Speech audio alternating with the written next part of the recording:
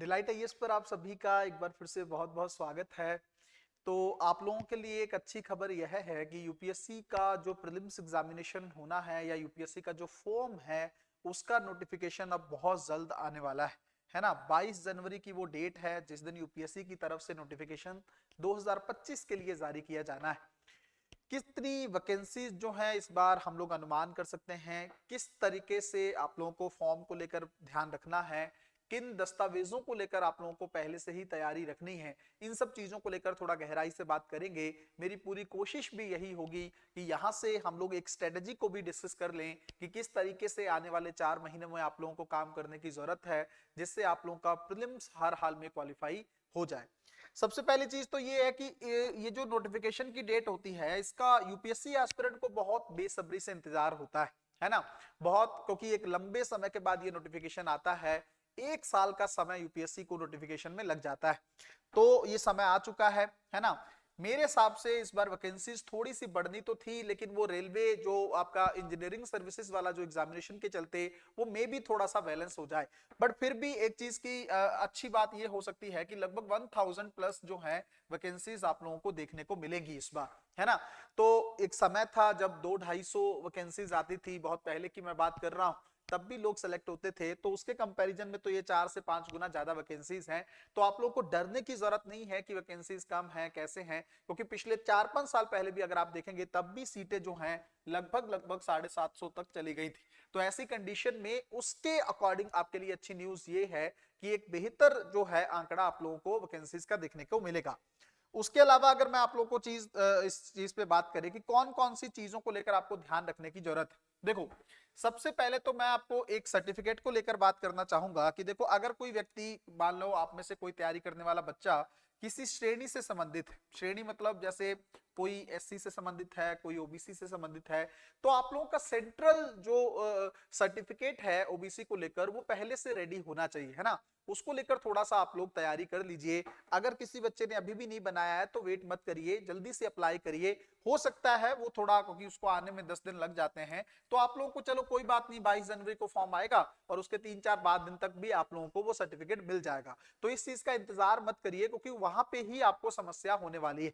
Even आप लोगों को 3 साल का जो इनकम सर्टिफिकेट है, आय प्रमाण पत्र है, पिछले 3 फाइनेंशियल ईयर्स का, वो भी आप लोगों के पास होना चाहिए, है ना। आधार कार्ड वाला सेगमेंट आप लोग जानते हैं, वो भी आपके पास होना चाहिए।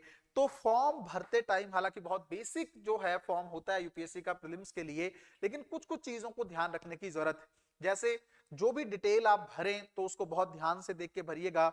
चाहे तो आप किसी कैफे से फिल करवा सकते हैं या खुद फॉर्म फिल कर सकते हैं। अगर खुद भरते हैं तो बहुत ध्यान देना होगा आप लोगों को, आपका नाम गलत नहीं होना चाहिए, आपका डेट ऑफ बर्थ गलत नहीं होना चाहिए, आधार कार्ड को लेकर जो इन्फॉर्मेशन मांगी गई है उसमें गलती ना हो, है ना। ये सारी बेसिक चीजें ध्यान रखने की जरूरत। कई बार माता पिता का नाम भी हम लोग गलत भर देते हैं। एक और चीज याद रखिएगा, यूपीएससी एक तो आपका मीडियम इसमें पूछता है और इवन यूपीएससी इसमें आपसे ऑप्शनल पूछ लेता है। तो बहुत ध्यान से ये कॉलम भरने होंगे आप लोगों को। अगर आपने ऑप्शनल यहाँ पे गलत कर दिया तो वहां पे आप लोगों को एक दिक्कत का सामना करना पड़ेगा कि दोबारा से आपको वो, आप मेंस एग्जामिनेशन में जो आपको डैब फिल करना पड़ता है, तो वहां पे आपको ऑप्शन नहीं मिलेगा उसको चेंज करने का, है ना। तो बहुत इंपॉर्टेंट है ये चीज कि आप लोग थोड़ा सा, कई बार क्या होता है हम जल्दबाजी थोड़ी सी कर लेते हैं और उसके चलते हमें आगे चलकर बहुत ज्यादा पछतावा महसूस होता है। तो ये गलती मत करिएगा, बहुत ध्यान से फॉर्म को भरिएगा। कोई बात नहीं, 10 से 15 मिनट, 20 मिनट, इवन आधा घंटा भी अगर ज्यादा लगता है तो उससे आपको कोई बहुत ज्यादा नुकसान नहीं होगा। लेकिन अगर फॉर्म गलत भरा गया तो आप लोगों को दिक्कत हो सकती है। बहुत सारे बच्चे ओबीसी सर्टिफिकेट को लेकर भी समस्या में। देखो जो ओबीसी का सर्टिफिकेट है ना, एक तो आपको क्या करना होगा, आप अपनी जो कास्ट है, जो भी आपकी कास्ट है, उसको गूगल पे सर्च करिए। आप कुछ नहीं करना है, आपको गूगल पे जाना है, सर्च करना है सेंट्रल ओबीसी लिस्ट, है ना। सेंट्रल ओबीसी लिस्ट करके सर्च करेंगे ना तो पहली जो वेबसाइट आएगी मिनिस्ट्री ऑफ जो आपकी माइनॉरिटी अफेयर्स वाली, तो उसके अंदर आप सर्च करिएगा सेंट्रल ओबीसी लिस्ट होगी, उस पर क्लिक कर दीजिएगा और अंदर स्टेट वाइज दिया होगा, है ना। जैसे मान लो राजस्थान में दिया होगा या पंजाब, जो भी जिस भी आप स्टेट से बिलोंग करते हैं उस स्टेट पे जाइएगा। उसके अंदर ना सारी जो है ओबीसी की लिस्ट दी होगी, जो जो कास्ट है। अगर आपकी कास्ट उस बॉक्स के अंदर लिखी हुई है या उस लिंक पर लिखी हुई है, तब तो आप मान लीजिएगा आप सेंट्रल ओबीसी लिस्ट में हैं। अगर आप वहां पे नहीं लिखा हुआ तब मान लीजिएगा आप लोग सेंट्रल ओबीसी लिस्ट में नहीं। कुछ बच्चों को अभी तक भी ये नहीं पता है कि ये केंद्र और राज्य का क्या प्रॉब्लम है। देखो अगर आपका राज्य का प्रमाण पत्र बना है, देखो हर राज्य में ना ओबीसी को लेकर अलग सूची तैयार होती है, राज्य के अधिकार क्षेत्र में होती है वो। तो अगर आप राज्य में ही ओबीसी हैं तब तो आपको राज्य के जो एग्जाम होते हैं, जैसे स्टेट पीएससी वगैरह एग्जाम होता है या उसके अलावा जो छोटे मोटे एग्जाम होते हैं, वहां बेनिफिट आपको ओबीसी का देखने को मिलेगा, अदर बैकवर्ड कास्ट का कट ऑफ को लेकर, है ना, या फॉर्म अप्लाई करने पर फीस को लेकर। बट अगर आप सेंट्रल स्तर पर चीजें देख रहे हैं तो आपको सेंट्रल लिस्ट में देखना होगा। केंद्र सरकार द्वारा जो सेंट्रल ओबीसी लिस्ट की जो लिस्ट जारी की जाती है उसके अंदर आपकी जाति होनी चाहिए। अगर आपकी जाति उसके अंदर है और फिर आपने उसके लिए सेंट्रल ओबीसी सर्टिफिकेट बनवा लिया है, तब आपको यूपीएससी या केंद्र सरकार की जितने भी भर्ती के फॉर्म निकलते हैं या सेवाएं निकलती हैं उनमें आपको सेंट्रल ओबीसी लिस्ट का फायदा देखने को मिलेगा, ओबीसी का बेनिफिट आपको वहां पे मिलेगा केंद्र में। तो उसको एक बार आप लोग देख लीजिए, सेंट्रल लिस्ट में अपना नाम चेक कर लीजिए, सर्टिफिकेट बनवा लीजिए, इसका रिस्क मत लीजिए, क्योंकि आने वाले टाइम में, है ना, एंड टाइम पीरियड में अगर आप लोग इस चीज को अवॉइड करेंगे तो आपको दिक्कत का सामना थोड़ा सा करना पड़ सकता है। उसके अलावा देखिए, अब 3-4 महीने का समय आप लोगों के पास बचा है ना।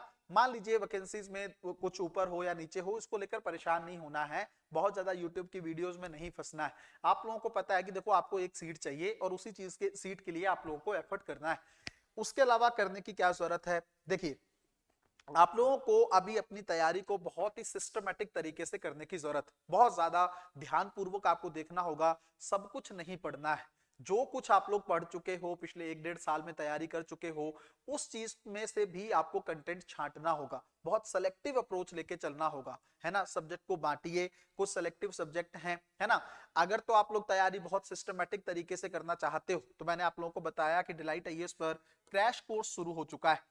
मैं आपको नहीं कहता, आप लोग जाके वो 2 वीडियोस उसकी यूट्यूब पे रखी हुई हैं, वीडियो सेक्शन में आप जाएंगे, आपको वो 2 वीडियोस मिलेंगी, आप उन दोनों वीडियोस को एक बार देख लीजिए, है ना, बहुत सुकून से देख लीजिएगा, फ्री ऑफ कॉस्ट है, कुछ पैसा नहीं लगना है। एक बार उन वीडियोस को देख के देखना कि आपको लगता है कि वैसी तैयारी आपकी है। अगर आपकी तैयारी वैसी है खुद से ही, तब तो क्रैश कोर्स आपको ज्वाइन करने की जरूरत नहीं है, मैं कभी कहूंगा भी नहीं। बट अगर आपको लगता है कि वैसी तैयारी करने में आपको बहुत लंबा समय लग जाएगा, तो फिर बिना सोचे जल्दी से उस क्रैश कोर्स को आप लोग ज्वाइन कर सकते हैं। लेकिन फिर भी क्योंकि ये वीडियो मैं बना रहा हूं, यूट्यूब की बहुत ज्यादा ऑडियंस जो है डिलाइट आईएएस को फॉलो करती, अगर कोई बच्चा सेल्फ स्टडी भी करना चाहता है तो उनके लिए भी मैं बताना चाहता हूं। देखो आप लोगों को पता है कि पॉलिटी, हिस्ट्री, इकोनॉमी, इन्वायरमेंट और जो आपका इन्वायरमेंट के साथ ज्योग्राफी, ये ऐसे सेगमेंट है जिन पे यूपीएससी ज्यादा सवाल पूछता है ना। इन्वायरमेंट और ज्योग्राफी को लेकर 35 सवाल हैं, इकोनॉमिक्स को लेकर 16 से 18 सवाल देखने को मिल रहे हैं, पिछले साल पॉलिटी में से 18 सवाल देखने को मिले, है ना, और हिस्ट्री का लगभग 12 से 14 की रेंज रह रहा है। ये एक बड़ा सेगमेंट है, अगर आप इन 4 सब्जेक्ट पर बहुत अच्छे से फोकस करते हैं तो आपकी चीजें बेटर हो सकती हैं। एक चीज मेरी और ध्यान से समझिएगा, जिस सब्जेक्ट को लेकर आपको डर लगता है ना, उस सब्जेक्ट को बहुत पहले करना है। जैसे आप इकोनॉमिक्स से डरते हैं तो उसको पहले करिए, हिस्ट्री से डरते हैं तो उसको पहले करिए। अगर आप उसको बाद के लिए छोड़ेंगे तो आपको बहुत ज्यादा दिक्कत का सामना करना पड़ सकता है। तो मेरे हिसाब से थोड़ा सब्जेक्ट वाइज, थोड़ा सेलेक्टिव अप्रोच, थोड़ा सा सिस्टमेटिक तरीके से अपनी तैयारी को अभी अरेंज करने की जरूरत है। जो बच्चे क्रैश कोर्स में जुड़ना चाहते हैं, वीडियो के डिस्क्रिप्शन में ही आपको नंबर मिल जाएंगे, उस पर आप कांटेक्ट कर सकते हैं। डिलाइट आईएएस की, अगर डिलाइट आईएएस की जो एप्लीकेशन है वो भी आपको प्ले स्टोर पे मिल जाएगी, वहां से भी आप लोग जो है क्रैश कोर्स को ज्वाइन कर सकते हैं। तो इससे आप लोगों को बहुत ज्यादा बेनिफिट देखने को मिलेगा। सिर्फ 3 से 4 महीने में ये क्रैश कोर्स खत्म हो जाएगा, सारे मैक्सिमम सब्जेक्ट जो है हम ही करवाने वाले हैं उसमें, तो आप लोगों को बहुत अच्छे से हम तैयार कर देंगे प्रीलिम्स एग्जामिनेशन के लिए। मिलते हैं अगले वीडियो में, तब तक अपना ध्यान रखें, अपनी पढ़ाई को बहुत अच्छे तरीके से करते रहें। बहुत बहुत धन्यवाद।